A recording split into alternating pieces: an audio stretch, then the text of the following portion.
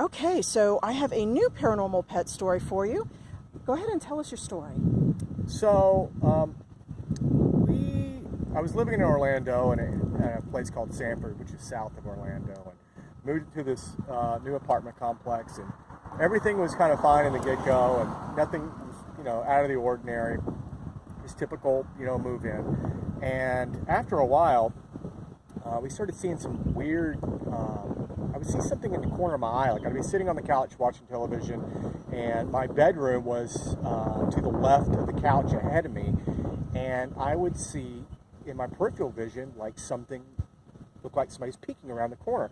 And then when I would turn to go look at it, it would shoot back around the door, and you're always like, well, my eyes must be playing tricks on me. But after like that happening so many times over and over and over, getting that weird feeling like you're being watched, one day I brought it up to my wife, and I told her, I said, hey, you may think I'm crazy, but I swear to God, I keep seeing something peeking around the door, and when I look at it, it turns, like it shoots past real quick. Or I'd be sitting there and I would see something shoot past the door, which was even more crazy.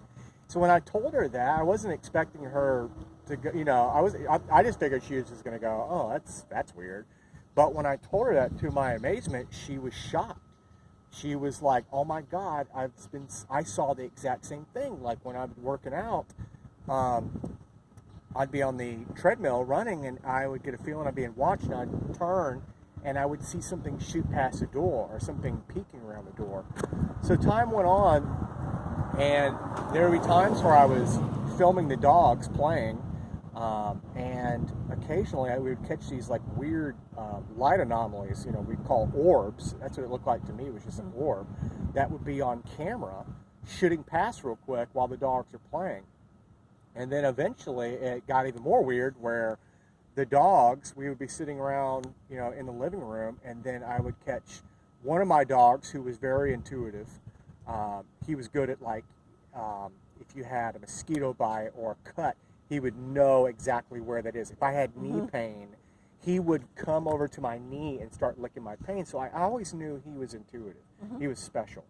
But that very same dog, my dog Bear, he would, occasionally I'd look over and I would see him staring at something in the room, and his eyes would be tracking something like it's flowing around the house. And I kept thinking, like, I'd go over to him and go, hey, Bubby, you okay, man? You looking at something? And he wouldn't even break his attention to me. He would just you could see his eyeballs tracking something throughout the house. And sometimes he would hop up and almost go follow it into the bedroom, which kind of creeped me out. I was like, okay, that's weird. So that was really our story with the dogs. I believe that him in particular, the other dog never did that. I don't think she was just kind of very much into like prey, hunting prey, that kind of thing. So gotcha. She was very prey driven. She didn't really care about any kind of stuff like that.